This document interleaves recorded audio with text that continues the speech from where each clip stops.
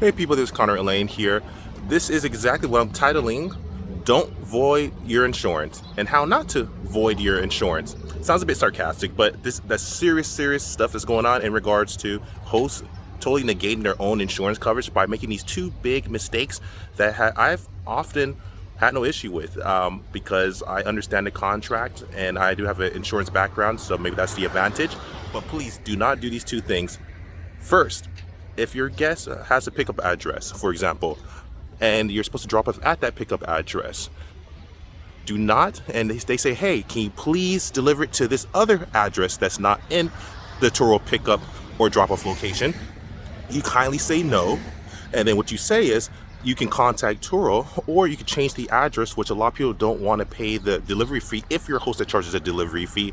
And I am a host that charges a delivery fee. So sometimes people understand that, but they don't want to pay the delivery fee, but they want you to bring it to their location, which is totally fine. And if you want to do that, that's okay. Just make sure you get it documented so that your insurance is covered. So if you get in an accident while you're delivering it, your insurance, Turo insurance will cover you while you're driving to the destination of the guest. And also you'll be covered if you're in a situation where, say they are at a different location, you notify Turo, they accepted and approved it, you're fine then. But if they don't know where you're taking the vehicle to, you get in an accident on your way to a different address, or worse, you take it to an address that's not the location the guest says they never got the vehicle, or say something happens, you're not going to be covered because the coverage covers the area of drop off and pickup. So you always want to make sure to do that. Next, do not ever bring the vehicle to a guest early without notifying Turo first. The reason this is a big issue is because the insurance starts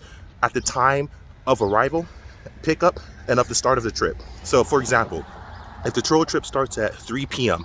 and your guest says, hey, I'm here early at 2:30 or 2 p.m., whatever the case is, you say, okay, can you bring the vehicle? And you go and bring the vehicle and they get in an accident, you're not covered, they're not covered, you're not doing them any service. So what you should do, and what I've done oftentimes, is I contact Turo, I tell them, hey, can you please accept an earlier drop off?